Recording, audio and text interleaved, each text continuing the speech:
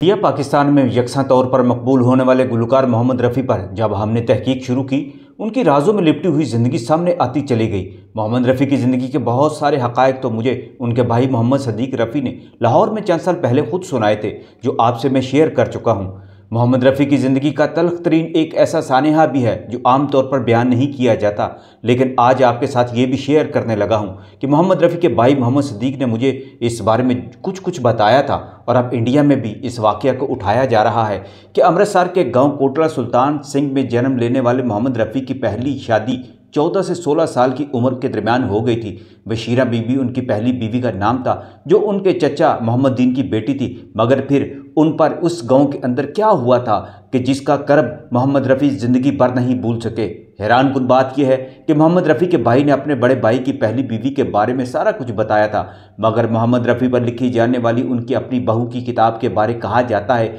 उन्होंने अपनी किताब में मोहम्मद रफ़ी की पहली बीवी से तलाक और तलाक के बाद कोटला सुल्तान के बारे में मालूमात फराहम नहीं की थी और इसकी वजह से नहीं कई शकूक शुबहात पैदा हो गए थे और इंडियन और पाकिस्तानी सहाफ़ी इसकी खोज में लग गए थे कि मोहम्मद रफ़ी कोटला सुल्तान सिंह के बारे में कोई बात क्यों नहीं करते। मोहम्मद रफ़ी अपना मुस्तकबिल बनाने के लिए लाहौर से बम्बई चले गए थे। उस वक्त वो अपनी बीवी को साथ ले गए थे, लेकिन जब तकसीम हिंद के सिलसिला में फसादात शुरू हो गए तो कोटला सुल्तान में मोहम्मद रफ़ी की सालियों को सिखों ने अगवा करके उनके साथ रेप किया और फिर उन्हें कत्ल करके उनकी लाशें खेतों में फेंक दी। मोहम्मद रफ़ी के ख़ानदान की और औरतों के साथ भी ऐसी ही बदसलूकी और दरिंदगी का मुजाहिरा दिखाया गया था। इस बारे में बाद इंडियन सहाफ़ियों ने लिखा है कि यह वो सानेहा था जिसकी वजह से मोहम्मद रफ़ी मुद्दत तक कोटला सुल्तान सिंह का नाम लबों पर नहीं लाते थे। उनकी पहली बेगम बशीरा ने उनसे तलाक भी इसी वजह से ली थी क्योंकि वो इंडिया में ही रहने का फ़ैसला कर चुके थे, जबकि बशीरा बीबी ने कह दिया था जिस ज़मीन पर उनके ख़ानदान वालों को मार दिया गया है,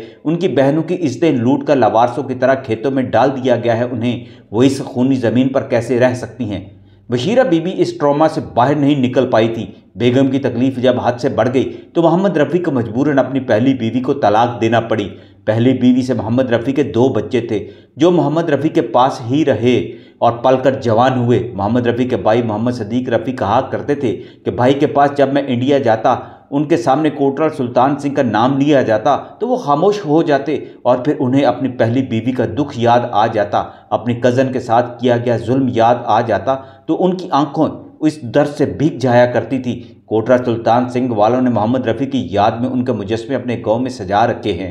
लेकिन वो मोहम्मद रफ़ी पर किए गए जुल्म का कोई अजाला नहीं कर पाए आज तक। अलबत्ता जब इस वाक़या का जिक्र किया जाता है तो पूरे गाँव वालों के साथ शर्म से झुक जाते हैं।